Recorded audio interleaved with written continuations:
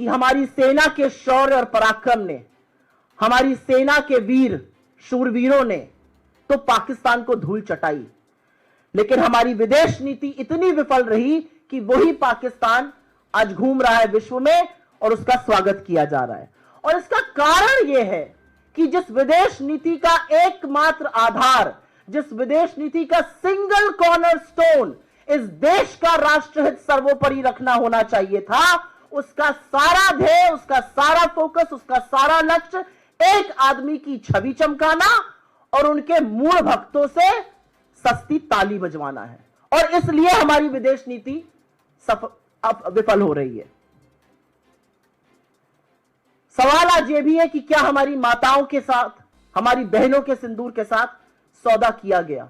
क्योंकि 11 बार अगर अमेरिकी राष्ट्रपति यह बात कह रहे हैं और बार बार यह कहने के बाद अमेरिका अपने कोर्ट में लिखित हलफनामे में, एफिडेविट में दे रहे हैं कि हमने ऐसा किया, रूस ये मानने को अगर आज तैयार है तो या तो सरकार खुलकर आए, नरेंद्र मोदी आज अपने भाषण में इसको गलत कहे, या हमें मानना पड़ेगा कि सिंदूर के सौदागर ने सिंदूर के साथ समझौता किया, सिंदूर का सौदा किया।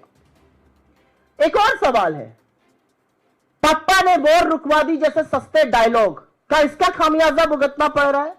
क्या नरेंद्र मोदी की जिस एंगल में फोटो खींची जाती है जब वो विदेश जाते हैं कि लगे कि वो लीड कर रहे हैं और भक्त उसमें खुशी होकर ताली बजाते हैं, क्या इससे हमारे कुछ विदेशी मित्र नाराज हो गए हैं?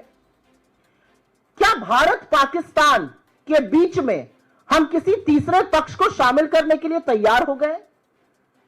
क्या हम अभी भी शांत रहेंगे और बाकी राष्ट्र, अमेरिका जैसे देश कश्मीर को अंतरराष्ट्रीय मुद्दा बनाएंगे जो कि हमारा मुद्दा है, हम रिजॉल्व करेंगे?